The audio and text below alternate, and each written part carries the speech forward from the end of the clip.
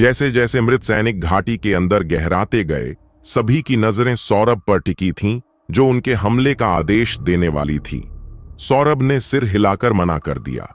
जब मृतकों की सेना घाटी के आधे रास्ते से अधिक आगे बढ़ गई, तो हंटरों के दिल की धड़कनें इतनी तेज हो गईं कि वे महसूस करने लगे कि उनके दिल छाती से बाहर निकल जाएंगे। वे अपने मुंह ढक लिए, डरते हुए कि कहीं उनकी सांसों की आवाज ज़ॉम्बीज़ के नीचे ना पहुंच जाए। वे माथे पर पसीना पोंछते रहे, हर पल संघर्ष की तरह। हंटर और शिलग्रद फिर से सौरभ की ओर देख रहे थे, जिसने एक बार फिर शांतचित्त सिर हिलाया। जब मृतकों का अग्रिम दल घाटी के बाहर निकलने लगा, तब सौरभ ने क्रिया का समय समझ लिया। सौरभ अचानक खड़ी हुई और चिल्लाई, अब! सौरभ के आदेश पर छुपे हुए हंटर और शिलग्रद बड़े बड़े पत्थर घाटी के नीचे गिराने लगे। पत्थर गरजते हुए नीचे की ओर लुढ़कने लगे। हर क्षण गति तेज होती गई। पत्थरों से ज़ॉम्बीज़ को ज्यादा नुकसान नहीं हुआ। वे सब दूसरी दुनिया के जीव थे और यहाँ के ज़ॉम्बीज़ सामान्य मनुष्यों से अधिक मजबूत थे। फिर भी पत्थरों ने उनके आगे बढ़ने को थोड़ी देर के लिए रोका और उनका ध्यान भटकाया। उसी समय हंटर ने अपनी धनुष और भाले से हमला शुरू किया। जब ज़ॉम्बीज़ ने उन पत्थरों को अपनी हड्डियों से दूर किया, तब अचानक उन पर जीन एनर्जी की किरणें निकलीं, जो उनकी संख्या को तेजी से कम करने लगीं। आग से संबद्ध जेनेटिक एनर्जी सौरभ के शरीर से फूट पड़ी और उसका शरीर अग्नि की लपटों में डूब गया। जब उसने अपनी बड़ी धनुष तना, तो धनुष और तीर भी जलने लगे। उसका दाहिना हाथ, जिससे उसने धनुष ताना था, तेजी से हिल रहा था। अनेकों बैंगनी ज्वालाओं वाले तीर उसके धनुष सेमिटियोर्स की तरह निकले, जो हवा को बैंगनी रंग में रंगने लगे, घाटी को एक भव्य और अलौकिक रूप देने लगे। वातावरण शुष्क और तपा हुआ लग रहा था, जैसे कोई बड़ा प्रलय आने वाला हो। मृतकों की सेना जलने लगी। युद्ध भूमि वायोलेट अग्नि के समुंदर में तब्दील हो गया, जो ज़ॉम्बीज़ को भव्य तरीके से जला रहा था।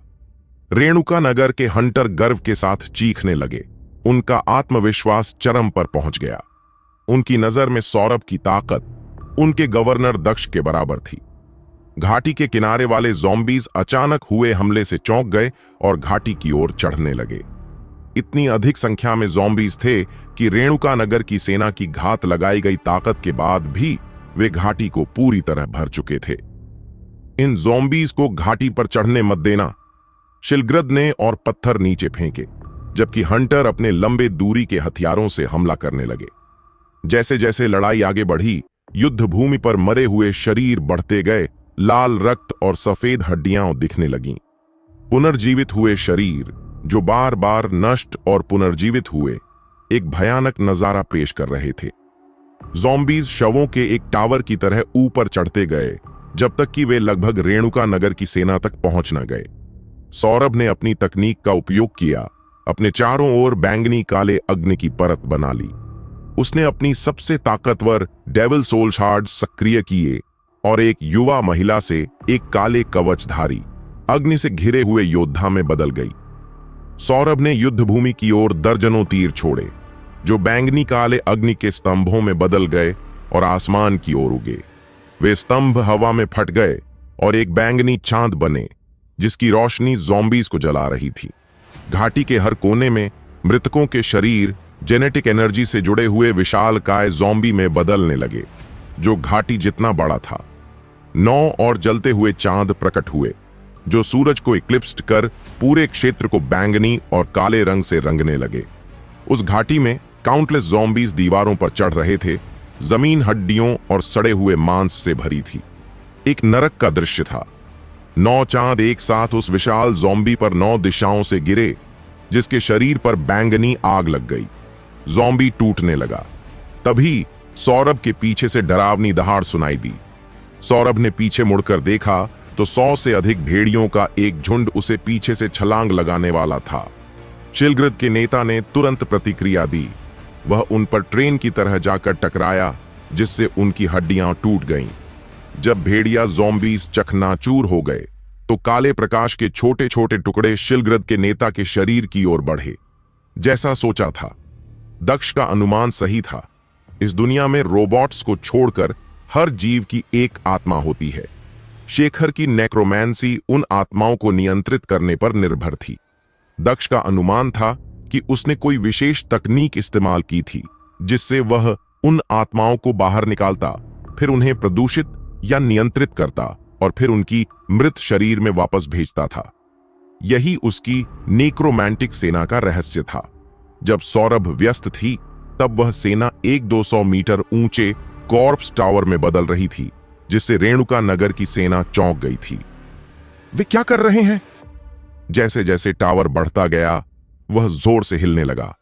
300 मीटर ऊंचाई पर वह अचानक रेणुका नगर के हंटरों की ओर गिरने लगा। सौरभ की आंखें बड़ी हो गईं। आग से संबद्ध जेनेटिक एनर्जी उसके शरीर से फूट पड़ी और वह आग की लपटों में घिर गई। उसने हवा में एक चमकता हुआ बैंगनी काला चांद बनाया जो फटकर कॉर्प्स टावर को नष्ट कर दिया। जैसे ही शव गिरे, ज़ॉम्बीज विस्फोट की ताकत से खुद को रेणुका नगर की सेना की ओर फेंकने लगे। Lunar flame shot. आग से जुड़ी जेनेटिक एनर्जी सूर्या सौम्या के शरीर से फूट पड़ी और उसका शरीर आग के लपटों में जल उठा। उसने अपना महाबाण ताना।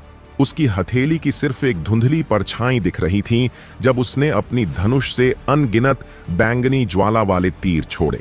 ऐसा लग रहा था जैसे आसमान में तारों की बारिश हो रही हो, जो हवा को बैंगनी रंग में रंग रही थी और घाटी को एक दिव्य माया जैसा रूप दे रही थी। हवा शुष्क और तपती हुई लग रही थी, जैसे कोई महाप्रलय नजदीक हो। इस चमकीले बैंगनी आसमान के नीचे प्रेत सैनिक जलने लगे और बैंगनी ज्वाला के समुद्र में डूब गए। वह पुल जो प्रेत सैनिकों ने अपने शरीरों से बनाना चाहा था, टूट गया। वे एक दूसरे को रौंदते हुए रेणुका नगर के शिकारियों की ओर भागे। पत्थरीले आत्माओं के नेता और उसके अनुचर ने अपनी पंक्ति बनाए रखी, अपने मुट्ठों से प्रहार करते हुए प्रेत सैनिकों को चारों ओर उड़ाते रहे। जैसे जैसे वे प्रेत सैनिकों का सफाया करते गए, उनके चारों ओर एक धुंध छा गई जिसने उनकी रक्षा को मजबूत किया। नेथर वर्ल्ड का गज। सूर्या सौम्या ने बैंगनी काले ज्वालामय स्तंभ आकाश की ओर भेजे। वे स्तंभ हवा में फट गए और एक बैंगनी चांद में बदल गए। चांद की चंद्र किरणें बैंगनी तीर की तरह थीं, जो जिस भी चीज को छूती उसे चीर देती थीं। प्रेत सैनिक फिर इकट्ठे होने लगे और एक विशाल प्रेत सैनिक बनने लगे जो सैकड़ों मीटर ऊंचा था। यह दैत्य अनगिनत शरीरों और अंगों से बना था जो जेनेटिक एनर्जी से जुड़े हुए थे। घाटी उसकी कमर तक ही गहरी थी। उसने मुंह खोला और गर्जना की, जिससे ध्वनि की लहर और गहरा लाल जेनेटिक एनर्जी फैल गया। पत्थरीले आत्माओं के नेता ने इस हमले का डटकर सामना किया, जैसे एक किला हो, और ऊर्जा के प्रहार को 2 भागों में बांट दिया। हमला इतना शक्तिशाली था कि उसकी कदम जमीन में 2 खांचे छोड़ गए, पर वह फिर भी डटा रहा।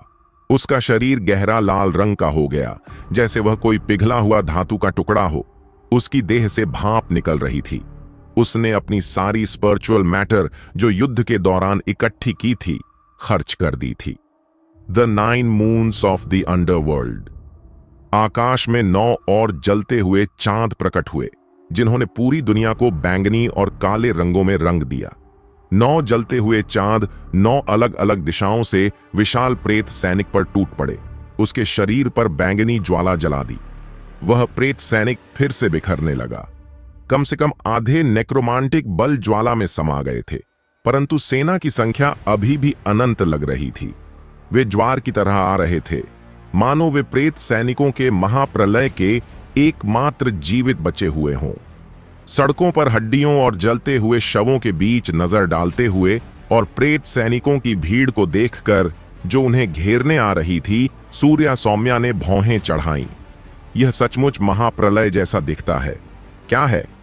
पीछे से आवाज आई, दूर से, जैसे गड़गड़ाहट सुनाई दी। एक गेंद जैसी आकृति प्रेत सैनिकों की बन रही थी, जो रेणुका नगर के सैनिकों की ओर बढ़ रही थी, और जैसे जैसे वह बढ़ रही थी, उसमें और प्रेत सैनिक जुड़ रहे थे। वह बर्फ के गोले की तरह बड़ा होता जा रहा था। ले लो ये नेथरवर्ल्ड्स टोरेंटियल फ्लेम। सूर्या सौम्या का दाहिना हाथ, जिससे उसने धनुष खींचा था, धुंधला सा लगने लगा। उसकी धनुष से एक भयावह आग की पंखा निकली, जो उस बैंगनी चांद से भी कहीं ज्यादा प्रबल हमला था। ज्वाला हवा में दौड़ी और प्रेत सैनिकों की गेंद को मारा, जो बाईं ओर मुड़कर हमले से बच गई। फिर भी आग की वह लहर गेंद के पीछे पीछे भागती रही।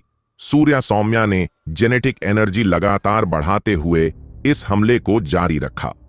जब तक उसकी ताकत बची, यह भयानक हमला रुकने वाला नहीं था। जैसे ही उसका हमला सीधे टकराया, प्रेत सैनिकों की गेंद धीमी होने लगी। फिर भी वह इतनी बड़ी हो चुकी थी कि वह हमले का सामना कर सकती थी और रेणुका नगर के सैनिकों की तरफ बढ़ती रही। जब उसने देखा कि गेंद बहुत करीब आ रही है, सूर्या सौम्या को अपनी रणनीति बदलनी पड़ी। लूनर फ्लेम शॉट, 9-फोल्ड फंटास्मागोरिया। उसके आसपास लाल रंग की आग फैल गई। उसके चारों ओर 9 बैंगनी काले फीनिक्स उठे, जो प्रेत सैनिकों की गेंद की ओर बढ़े और सीधे उस पर हमला किया, जिससे गेंद फट गई। प्रेत सैनिक घाटी में बारिश की तरह उड़ गए, शायद जानबूझकर, ताकि कुछ प्रेत सैनिक ऊपर घाटी की ओर और रेणुका नगर के सैनिकों की तरफ उड़े। सूर्या सौम्या के पीछे खड़े शिकारी तुरंत आगे बढ़े और उसके लिए जगह बनाई। सूर्या सौम्या ने यमलोह विष की खास तैयार की हुई स्टेमिना पोशन पी। Lunar flame shot. Surya Saumya के धनुष पर फिर से बैंगनी काले ज्वालाएं जमा हो गईं, जो एक शुद्ध काले तीर में बदल गईं। मोहन के काले ज्वालाओं से अलग, जो सारी रोशनी निगल जाते थे, सूर्या सौम्या की आग अंधकार बिखेरती थी। उसके पीछे एक स्वर्ण गरुड़ की छवि प्रकट हुई, जो काले रंग से घिरी थी। जैसे ही उसने तीर छोड़ा, वह प्रकाश की एक किरण में बदल गया, जो इतनी तेजी से बढ़ी कि समय और स्थान की बाधाओं को पार कर गई। प्रेत सैनिकों की गेंद का सामना नहीं कर सकी।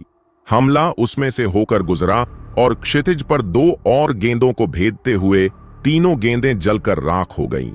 और भी अधिक प्रेत सैनिकों की गेंदें बनने लगीं और पत्थरीले आत्मा तथा बाकी शिकारी खुद को भारी संकट में पाते रहे। पूरी घाटी कंपाने लगी, जैसे गेंदें फट रही हों और प्रेत सैनिक चारों ओर बरस रहे हों। सूर्या सौम्या की आंखें तेज हो गईं और उसका धनुष फिर से ज्वाला में लिपट गया। उसने धनुष को कसा और धनुष के दोनों पंख अपने सामान्य आकार से 3 गुना बड़े हो गए। एक पक्षी की भयानक पुकार हवा में गूंजने लगी। जब सूर्या सौम्या की आत्मा अपने पीक ग्रेड डेविल सोल हथियार के साथ मेल खाई। Lunar flame shot, extirpation of the Garuda. Surya Saumya ने अपनी जेनेटिक एनर्जी धनुष में डाली और उसके पीछे गरुड़ की छवि प्रकट हुई। उसने तीर छोड़ा, जो हवा में एक मानव सदृश स्वर्णपंखी पक्षी बन गया, जो लाल प्रकाश से दमक रहा था और आकाश में चमकता हुआ कागज के गोले की तरह पिलपिलाता हुआ उड़ रहा था। अचानक 3 प्रेत सैनिक घाटी के अंदर से तेजी से निकले। बाकी प्रेत सैनिकों से अलग ये तेज और फुर्तीले थे। वे गरुड़ के सामने आ गए और अपने मुट्ठों से उस पर प्रहार करने लगे। आसमान से आग बरस रही थी, लेकिन पहले जितनी तीव्र नहीं। 6 प्रेत सैनिक इकट्ठे हो गए, जिनके बीच एक काला आकृति था। सूर्या सौम्या ने नए आगमन की ओर शांत दृष्टि डाली। तुम आ गए। काले वस्त्रधारी सुराशेखर धीरे धीरे आकाश से नीचे उतरा। मुझे आने का अंदाजा लगाना प्रभावशाली था। सूर्या सौम्या हंसी। तुम्हें आना ही था। अगर तुम नहीं आते तो तुम्हारे सारे प्रेत सैनिक नष्ट हो जाते। वास्तव में लगभग 2/3 शेखर की सेना अब नष्ट हो चुकी थी, और यदि शेखर ने उसे रोका नहीं तो वह बाकी बचे हुए तिहाई को भी आसानी से समाप्त कर सकती थी। शेखर के पास अब कोई विकल्प नहीं बचा था। उसे अपनी चाल चलनी पड़ी। तुम इंसान मेरी उम्मीद से कहीं ज्यादा ताकतवर हो।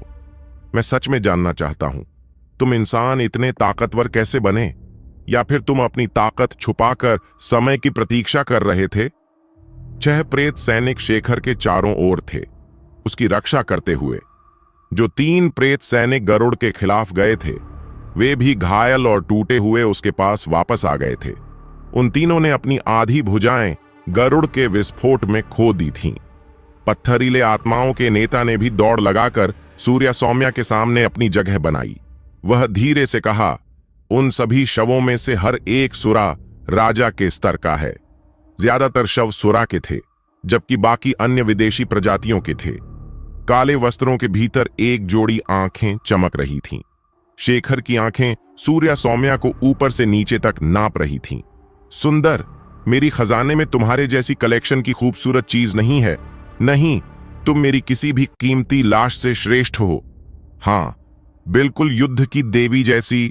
मैं तुम्हें अपनी सबसे कीमती मणि बनाने की विनती करता हूं। सूर्या सौम्या ने भौहें तानी। मैं केवल अपनी कप्तान रेणुका नगर की गवर्नर की सेवा करना चाहती हूं। स्पष्ट था कि शेखर केवल मृत शरीर इकट्ठा करता था। शेखर ने आह भरी, कितनी अफसोस की बात है। मैं एक कलाकृति को नष्ट नहीं करना चाहता। अगर तुम घायल हो गई तो तुम्हें फिर से जोड़ना मेरे लिए बहुत मेहनत होगा, और एक बार जब मुझे तुम्हें ठीक करना पड़ेगा तो तुम उतनी अच्छी नहीं रहोगी। एक हाथ या पैर खोना तुम्हारी कीमत को बहुत कम कर देगा, क्या समझी? मुझे किसी शव प्रेमी की इच्छाओं में कोई रुचि नहीं है। Lunar flame shot. 3 तीर जो बैंगनी आग से भरे हुए थे अपने विरोधी की ओर उड़ गए।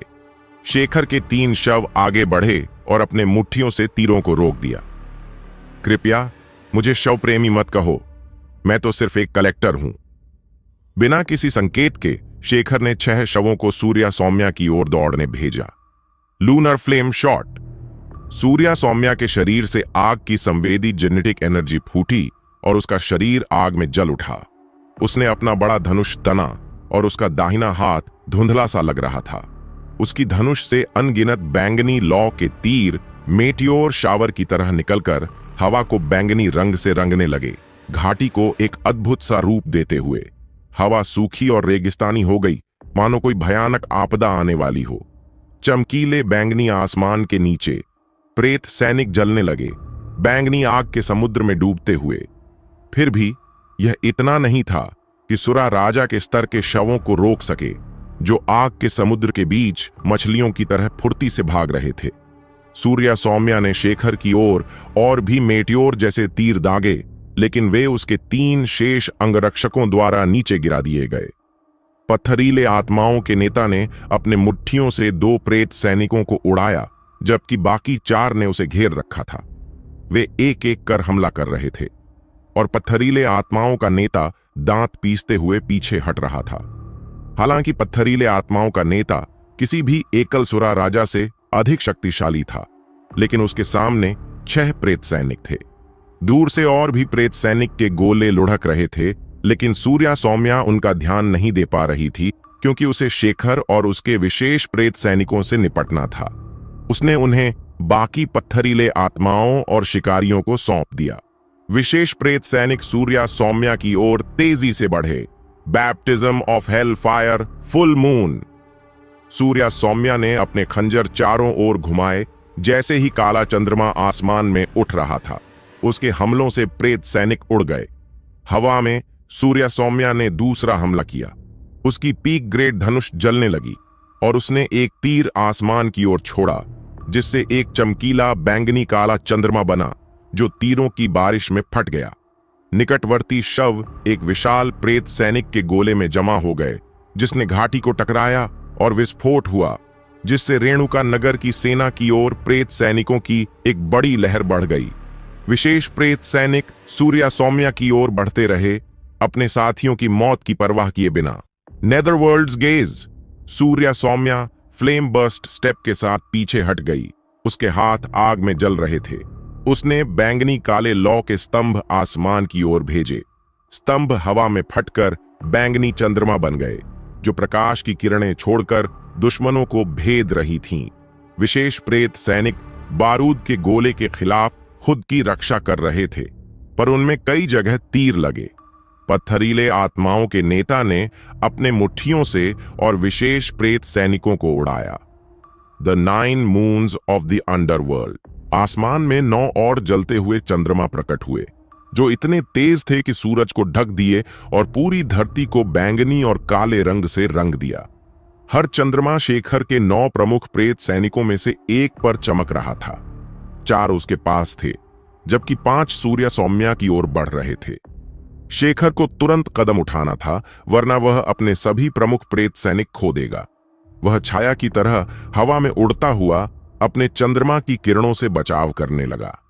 तभी एक तीर चुपचाप और बिना रंग के आसमान को भेद गया, इतना तेज कि शेखर भी प्रतिक्रिया नहीं दे पाया। तीर ने उसके सिर को भेद दिया। सब लोग रुक गए जब शेखर का सिर फट गया। फिर भी शेखर गिरा नहीं। वह खड़ा रहा। काले धुएं की तरह धुंध उसके गर्दन से निकल रही थी और एक नया सिर बनने लगा था। शेखर का शरीर काले धुएं का बना था और उसके चेहरे अस्पष्ट और अनजान थे, जैसा कि उम्मीद थी। सूर्या सौम्या इस दृश्य को देखकर आश्चर्यचकित नहीं हुई, जैसे उसने पहले ही उसका रहस्य सुलझा लिया हो। जैसा कि उम्मीद थी, सूर्या सौम्या को यह सब पहले से ही पता चल गया था। शेखर अचानक अपने रहस्य के खुलने पर थोड़ा घबरा गया। उसकी सबसे खतरनाक ज़ॉम्बी सेना खत्म हो जाने पर भी शेखर घबराता नहीं था, लेकिन अब जब उसका असली रूप सामने आ गया था तो वह शर्मिंदगी में अपना सिर अपनी चादर से ढकने लगा। जैसा हमारे कप्तान ने सोचा था, तुम सोरा जाति के सदस्य नहीं हो। दरअसल वह जीवनधारी भी नहीं था। वह तो सिर्फ सितारों के मॉनर्क एलियन द्वारा किया गया एक प्रयोग था। शेखर का शरीर एक आध्यात्मिक पदार्थ से बना था जो नकारात्मक भावनाओं के एक केंद्रित स्रोत से दूषित था। वह जिन शवों को इकट्ठा करता था, इसका कारण यह था कि उसके पास खुद का शरीर नहीं था और वह वही चाहता था जो उसके पास नहीं था। शेखर उन शवों को इकट्ठा इसलिए करता था ताकि उसकी अपनी एक सेना बन सके, लेकिन वास्तव में वह खुद का शरीर चाहता था। सूर्या सौम्या ने जैसे ही उसकी कमजोर जगह पर वार किया, शेखर चिल्लाया, सुरा से भी मैं ज्यादा शक्तिशाली हूं। मैं एक सुरा राजा को भी मार सकता हूं। बस शरीर की कमी के कारण मैं आसपास के किसी भी सुरा से बेहतर हूं। चूंकि उसका राज्य सुरा क्षेत्र के निकट था, शेखर ने अपना रहस्य छुपाने की पूरी कोशिश की थी ताकि कोई उसे बाहरी न समझे। वह सुरा न होने के कारण स्वयं में असहज था और उसी कारण उसकी मनोदशा धीरे धीरे विकृत होती गई। वह चिल्लाया, मैं उन सभी सुरा राजाओं से बेहतर हूं जिन्हें मोनार्क एलियन ने अपने पुत्र के रूप में स्वीकारा है, तो वह मुझे क्यों नहीं पहचानता? सूर्या सौम्या ने अपना धनुष उठाया। तुम्हारी पृष्ठभूमि मुझे नहीं पता, लेकिन अभी हम युद्ध के मैदान में दुश्मन हैं। शेखर के चारों ओर काला धुआं घूम रहा था। जो भी इस रहस्य को जानता है उसे मिटा देना होगा। पूरे सितारों के साम्राज्य को, तुम्हें सबको, बस मोनार्क एलियन को छोड़कर। यही कारण था कि शेखर ने अपना पूरा राज्य शवों में बदल दिया था और अपने भाई की सेना को भी अपने अधीन कर लिया था। केवल शव ही उसे घृणा से नहीं देखते थे और केवल वही उसका रहस्य रख सकते थे। शव सभी चीखने लगे जब शेखर का क्रोध उनके बीच फैलने लगा। उनकी आंखें खून की तरह लाल हो गईं और वे रेणुका नगर की सेनाओं की ओर दौड़ पड़े। लूनर फ्लेम शॉट, 3 धनुष के तीर जो बैंगनी आग से जल रहे थे, शेखर की ओर चले। शेखर के सबसे मजबूत ज़ॉम्बी उसके सामने खड़े होकर उसे बचाने लगे। 2 और ज़ॉम्बी तेजी से उनके साथ आए। Baptism of hellfire, full moon. Surya Saumya ने अपने खंजरों को चारों ओर घुमाया जैसे एक काला चंद्रमा आसमान में उठ रहा हो। ज़ॉम्बी उसके प्रहार से हवा में उड़ गए। शेखर ने चीखा। काला कोहरा उसके शरीर से उड़ने लगा और युद्ध क्षेत्र में शवों की ओर फैलने लगा। जो भी शव उस प्रभाव से छूटा, वह दुश्मन को छोड़कर शेखर की ओर भागने लगा। सूर्या सौम्या के चारों ओर गहरा लाल रंग की आग जलने लगी और वह शेखर की ओर तीर दाग रही थी। शेखर के आदेश पर उसके चारों ओर खड़े 2 सबसे मजबूत ज़ॉम्बी सूर्या सौम्या की ओर दौड़े। लूनर फ्लेम शॉट, 9 गुना फैंटास्मागोरिया। 9 बैंगनी काले फीनिक्स उसके आसपास उठे और ज़ॉम्बी की ओर बढ़े। 2 ज़ॉम्बी को वे तुरंत जलाकर भस्म कर दिया। एक फीनिक्स ने एक ज़ॉम्बी के सीने पर हमला किया और उसे उड़ाते हुए मारा। 3 और ज़ॉम्बी उसके पीछे दौड़े। ज़ॉम्बी ने एक को गिरा दिया, लेकिन 2 ने उसे घेर कर भस्म कर दिया। बाकी के 3 फीनिक्स शेखर की ओर बढ़े, जिन्होंने 3 सबसे ताकतवर ज़ॉम्बी को बुलाकर बचाव किया। वे सूर्या सौम्या को रोकने में लगे रहे, जबकि शेखर ज़ॉम्बियों की सेना बनाता रहा। काला कोहरा हवा में छा गया और शव एक विशाल 2 मस्तिष्कीय सुरा में इकट्ठे हो गए। शेखर उस सुरा के दिल में सुरक्षित था और बाकी सबसे मजबूत ज़ॉम्बी उसके हाथ पैर बन गए थे। जैसे ही शेखर ने और अधिक काले धुएं छोड़े, 2 मस्तिष्कीय सुरा ने जबरदस्त आभा दिखाना शुरू कर दिया। सूर्या सौम्या के उच्च गुणवत्ता वाले धनुष ने आग पकड़ ली। उसने एक तीर आसमान में छोड़ा, जिससे एक चमकीला बैंगनी काला चंद्रमा बना, जो तीरों की बारिश में टूट गया। लेकिन दो मस्तिष्कीय सुरा ने अपने मुंह से केवल एक प्रहार कर उस हमले को भगा दिया। सूर्या सौम्या का चेहरा गंभीर हो गया। Lunar flame shot. आग से जुड़ी जीन ऊर्जा उसके शरीर से फूट पड़ी। उसका शरीर आग में जल उठा। उसने अपने महान धनुष को कसा। दो मस्तिष्कीय सुरा गरजा और सूर्या सौम्या की ओर दौड़ा, जमीन पर गहरे निशान छोड़ते हुए जैसे कोई तोप की गोली हो। पत्थरीले आत्माओं का नेता, leader of the rock spirits, उसके सामने दृढ़ खड़ा था। लेकिन दो मस्तिष्कीय सुरा ने उसे बच्चों की तरह आसानी से धकेल दिया। फिर भी पत्थरीले आत्माओं के नेता ने सूर्या सौम्या के लिए एक लगभग अति सूक्ष्म अवसर बना दिया। सूर्या सौम्या के दाहिने हाथ ने तेजी से तीर छोड़े, जो बैंगनी आग की बारिश की तरह हवा में छा गए और घाटी को एक जादुई रूप दिया। हवा सूखी और बंजर हो गई, जैसे कोई विनाशकारी आपदा आ रही हो। चमकीले बैंगनी आसमान के नीचे ज़ॉम्बी जलने लगे, बैंगनी आग के समुद्र में डूब गए। विशाल दो मस्तिष्कीय सुरा भी चौंक गया। Baptism of hell fire full moon. Surya Saumya ने अपने खंजरों को चारों ओर घुमाया। काला चंद्रमा आसमान में उठा। दो मस्तिष्कीय सुरा ने उसके खंजरों को अपने मुट्ठियों से रोक लिया। जैसे ही काला चंद्रमा फटा, सूर्या सौम्या युद्ध से बाहर उड़ गई। वह जमीन पर गिरी। उसके चारों ओर बैंगनी काली आग जल रही थी। फ्लेम बर्स्ट स्टेप के साथ उसने अपनी पीछे की गति रोकी और उसी गति का उपयोग कर धनुष कसा। Nether worlds gauge.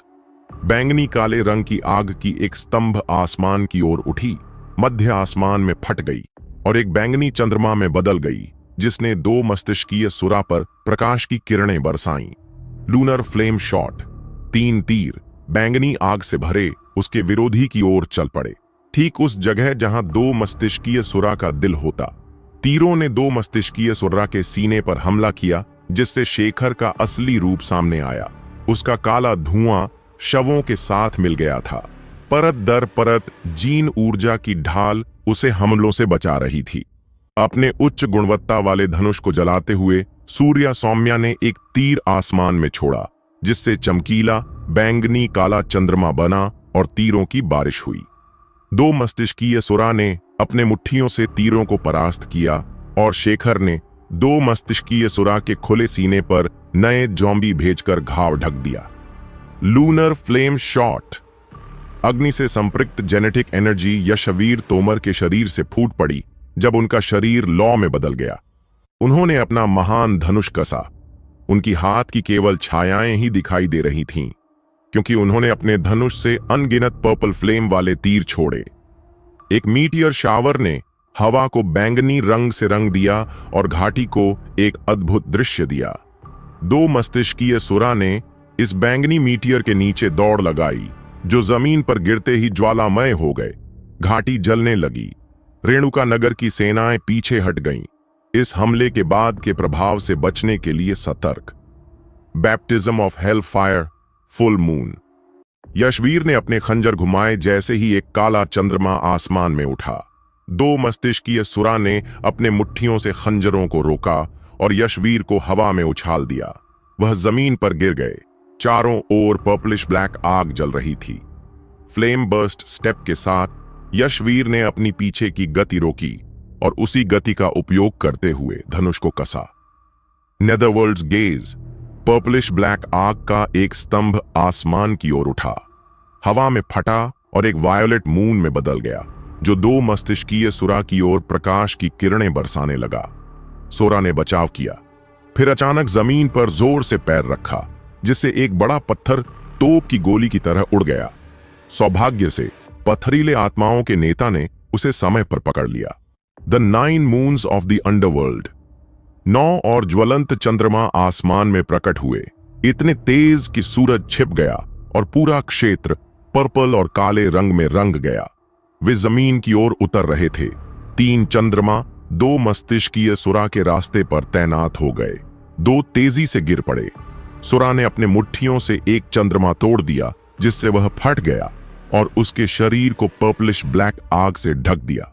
दूसरा चंद्रमा पास आया। सोरा ने दूसरे मुट्ठी से हमला किया पर उसका शरीर अचानक कांपने लगा। तीसरे चंद्रमा के फटने और उसे तीसरी आग की परत में लपेटने पर सुरा का शरीर जलने लगा। जैसे जैसे और चंद्रमा नीचे उतरे, सुरा ने अपने हाथों से उन्हें रोकने की कोशिश की, लेकिन 3 चंद्रमाओं के संयोजन ने उसे पीछे हटने पर मजबूर कर दिया। जब चौथा चंद्रमा उससे टकराया तो चारों एक साथ फट गए और उसे पूरी आग में डुबो दिया। ले यह नेथरवर्ड्स टोरेंटियल फ्लेम। यशवीर के धनुष से भयावह आग की पंखा फूटा, जो उस पर्पल मून से कहीं अधिक शक्तिशाली था जिसे उसने बुलाया था। आग ने हवा में गुब्बार मचाया और 2 मस्तिष्कीय सुरा को झकझोर दिया। जैसे ही वह गर्जना कर उठा, उसके शरीर से झुलसा हुआ ज़ॉम्बीफाइड त्वचा की मोटी परत उतर गई। उसने अपने हाथ हिलाकर कई ज़ॉम्बीज को प्रोजेक्टाइल्स की तरह यशवीर की ओर फेंका। पत्थरीले आत्माओं के नेता ने अचानक आई इन अनयूजुअल प्रोजेक्टाइल से यशवीर की रक्षा की, लेकिन उसने 2 इलीट ज़ॉम्बीज को नहीं देखा। उनमें से एक ने उसे हवा में उड़ा दिया। Lunar flame shot, ninefold phantasmagoria. 9 purplish black phoenixes Yashveer के चारों ओर उठे और ज़ॉम्बीज की ओर बढ़े। उन्होंने उन सभी ज़ॉम्बीज को जलाकर राख कर दिया जो 2 मस्तिष्कीय सुरा ने फेंके थे। जमीन पर आग का समंदर बन गया। वे आग के तूफान में बदल गए और 2 मस्तिष्कीय सुरा पर प्रहार करते रहे, जिससे वह हिल न सका। Lunar flame shot, might of the Garuda. Yashveer के धनुष पर फिर से पर्पलिश ब्लैक आग जमा हुई, जो एक शुद्ध काले रंग का तीर बना लिया। मोहन के काले अग्नि से भिन्न, जो सभी रोशनी को निगलती है, यशवीर की आग में अंधकार की किरणें फैलती हैं। पीछे से एक सुनहरा गरुड़ काले रंग से घिरा हुआ प्रकट हुआ।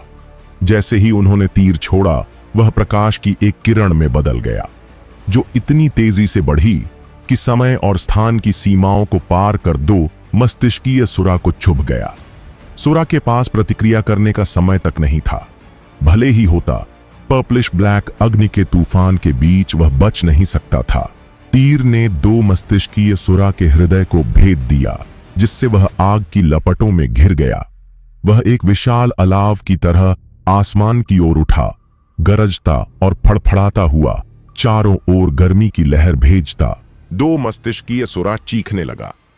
शेखर, जो 2 मस्तिष्कीय सुरा का मूल था, स्थिर नहीं रह सका।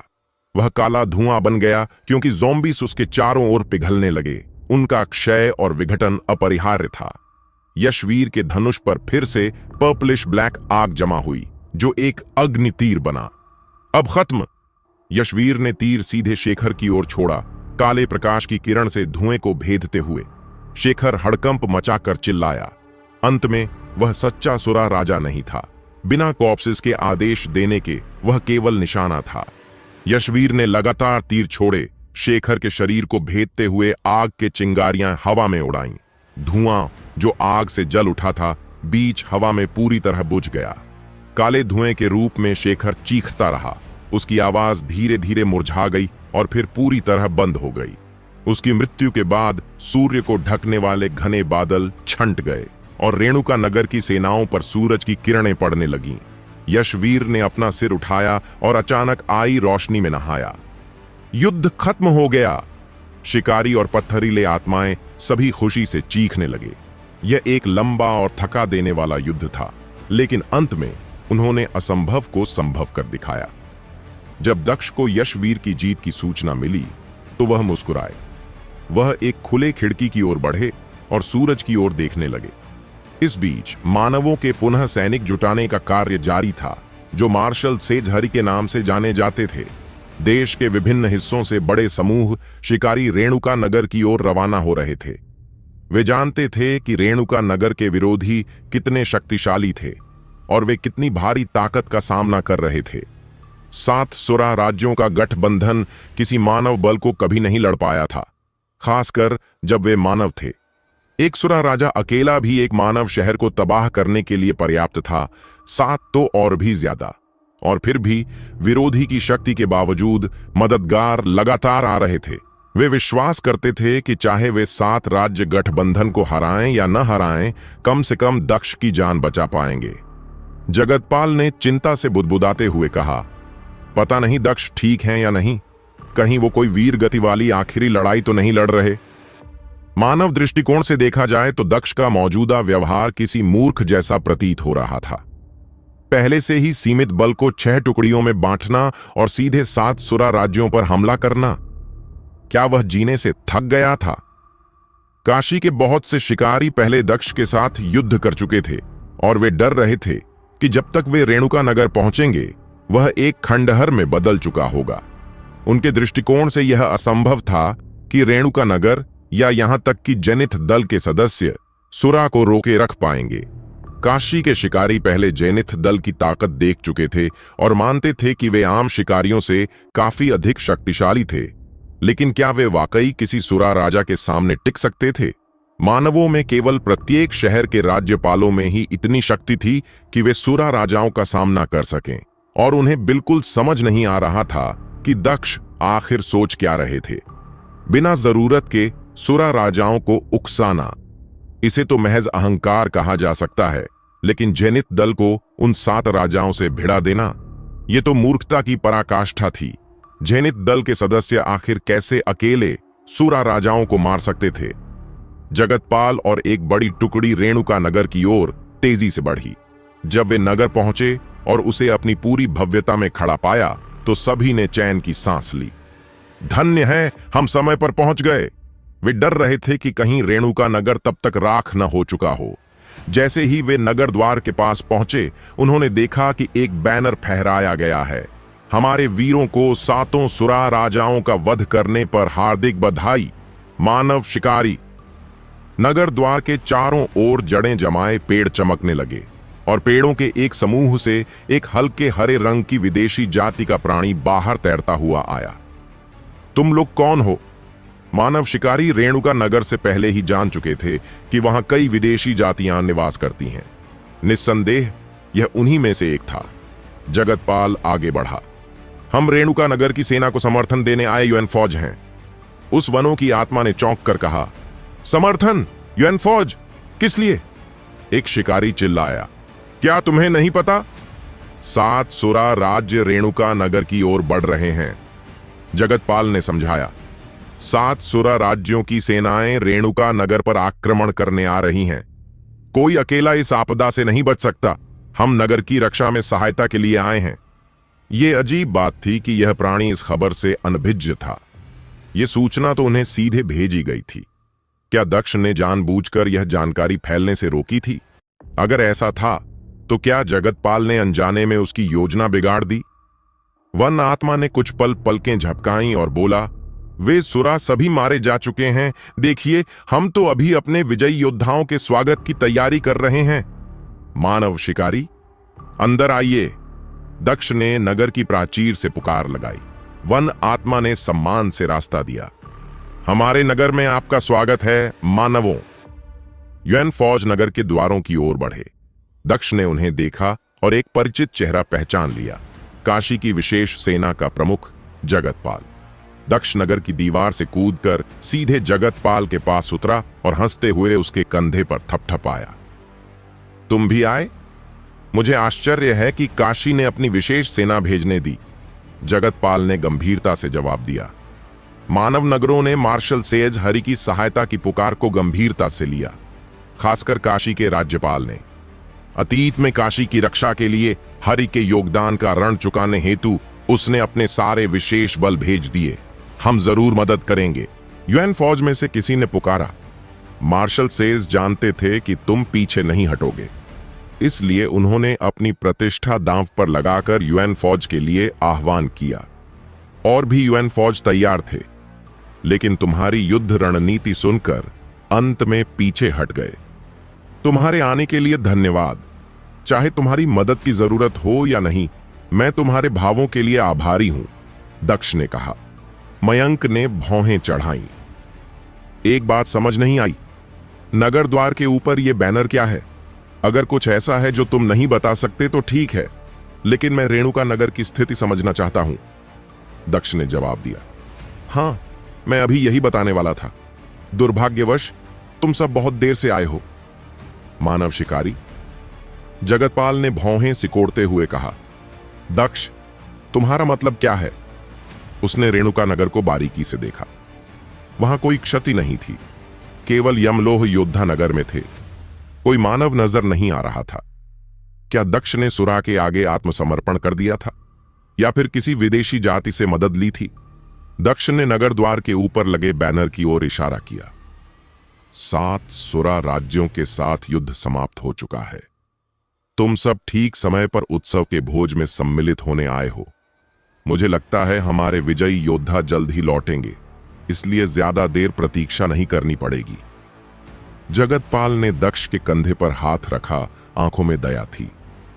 दक्ष, मुझे पता है यह तुम्हारे लिए कितना बड़ा झटका है। तुमने आज तक कभी हार नहीं देखी, लेकिन इस तरह भ्रम में रहना कोई समाधान नहीं है। अब चौंकने की बारी दक्ष की थी। क्या वह अपनी बात को स्पष्ट नहीं कर पाया था?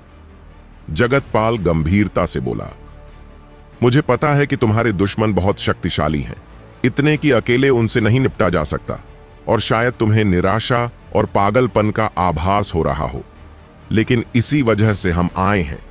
संभव है कि हम परिस्थिति को पलट सकें। यह मौका हमें खुद बनाना होगा।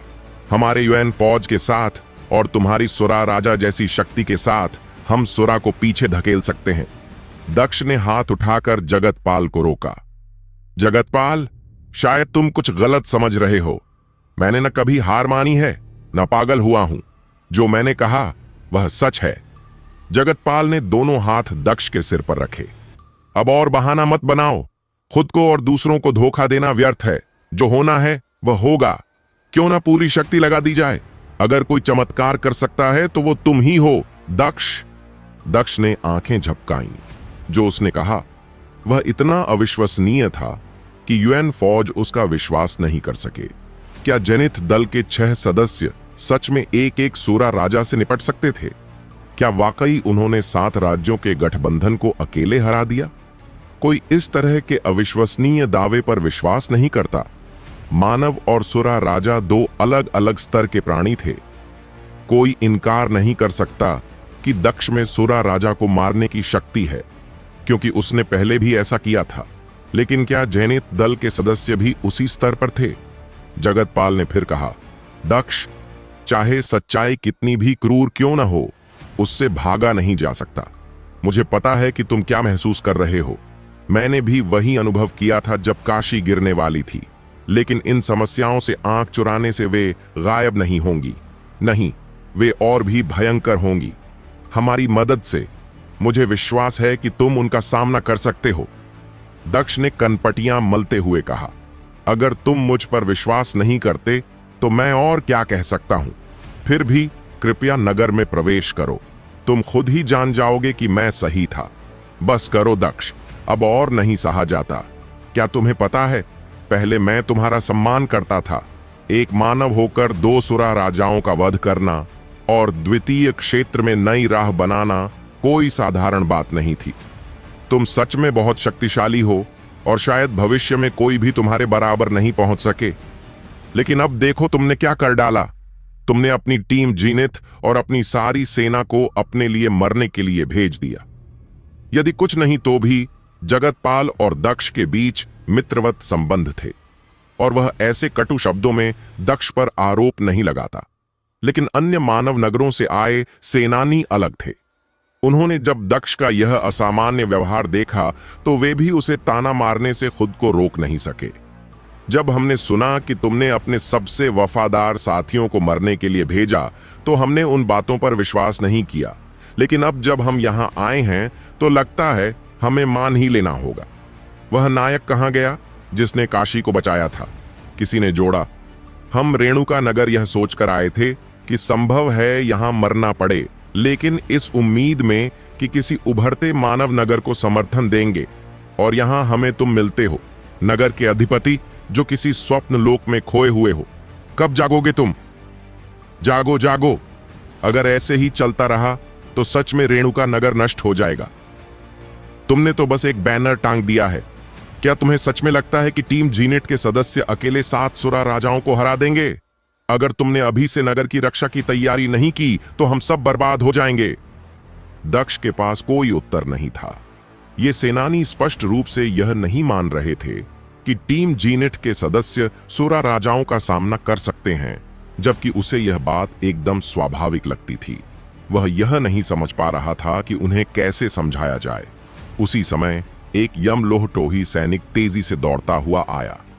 गवर्नर, वे लौट आए हैं, वे लौट आए हैं।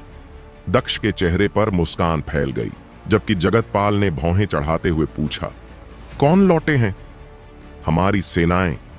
जाहिर है, मैं उन्हें स्वागत देने जा रहा हूं। दक्ष पलक झपकते ही नगर की प्राचीर पर जा पहुंचा। अन्य सेनानी यह नहीं समझ पाए कि अचानक यह बदलाव क्यों, लेकिन उनकी जिज्ञासा उन्हें भी प्राचीर की ओर खींच ले गई। क्षितिज के पार एक समूह सेनानियों का रेणुका नगर की ओर लौटता दिखा। उनके कवच और शरीर युद्ध के निशानों से भरे हुए थे, लेकिन चेहरों पर राहत की मुस्कान थी, चाल में विजय का उत्साह। सबसे आगे थे फरहान। दक्ष ने ऊंची आवाज में कहा, स्वागत है तुम्हारा वीरों। यमलोह ढोल बजाने और हाथी दांत के शंख फूंकने लगे, जैसे कोई उत्सव मन रहा हो। फरहान दक्ष को देखकर भाले को सीधा आकाश की ओर उठाए एक घुटने पर झुक गया। कैप्टन, हमने 10,000 सुरा सैनिकों का संहार किया, जिनमें सुरा राजा मोहन भी शामिल था। दक्ष ने पीठ पीछे बाहें बांधते हुए कहा, बहुत अच्छा किया जनरल फरहान।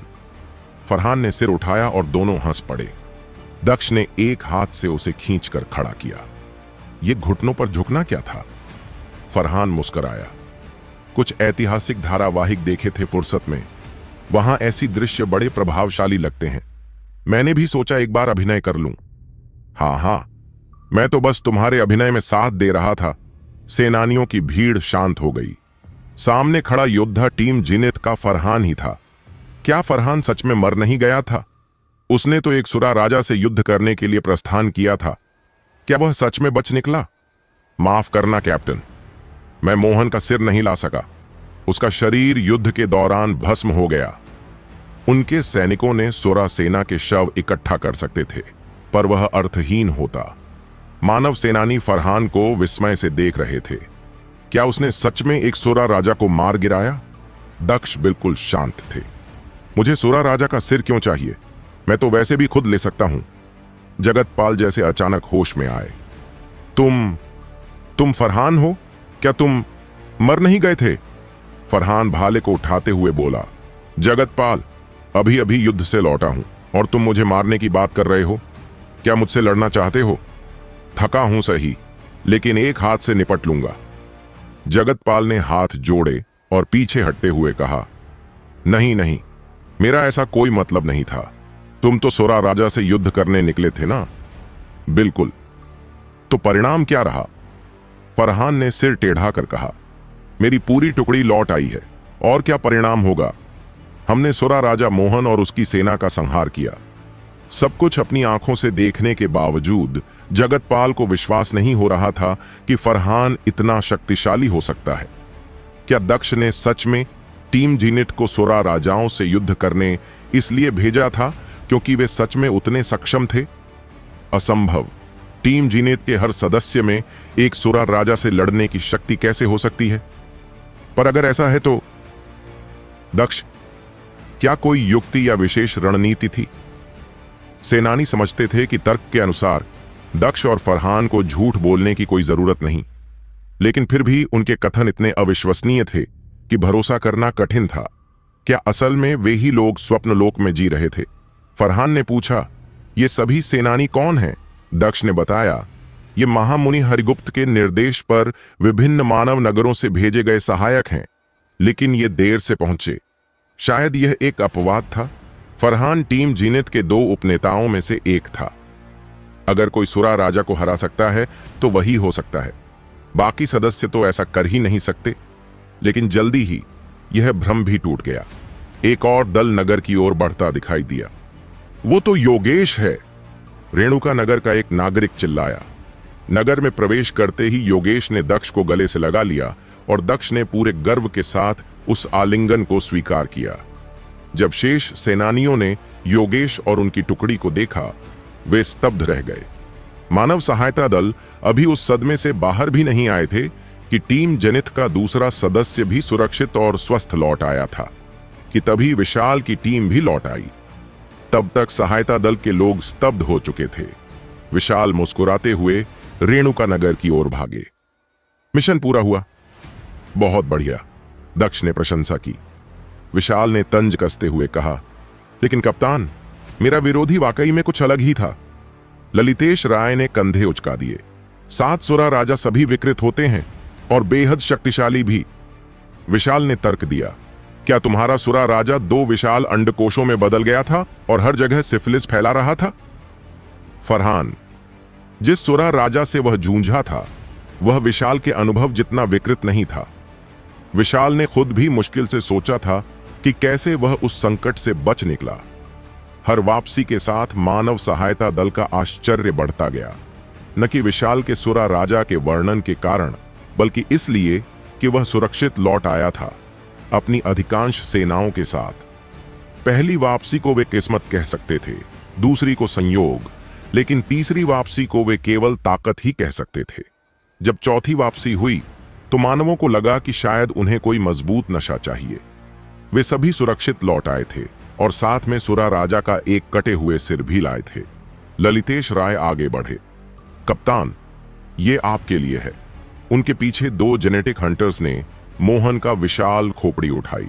कुछ सहायता दल के सदस्यों ने सोचा था कि टीम जेनिथ सच में स्वर्रा सेनाओं को खत्म कर पाए थे या नहीं। अब जब वे सुरा राजा का खोपड़ी खुद देख रहे थे तो उनकी सारी शंकाएं दूर हो गईं। कर्म शब्दों से अधिक प्रभावी होते हैं। 5वें दल ने और भी बड़ा आश्चर्य लेकर आया। विशाल और हंसी एक पिंजरे में एक बच्चे को लेकर आए। सभी इंसान हैरान रह गए। क्या यह सुरा का बच्चा है? ललितेश राय ने उत्सुकता से पूछा। विशाल, तुम इसे क्यों लेकर आए? क्या इसे पालने वाले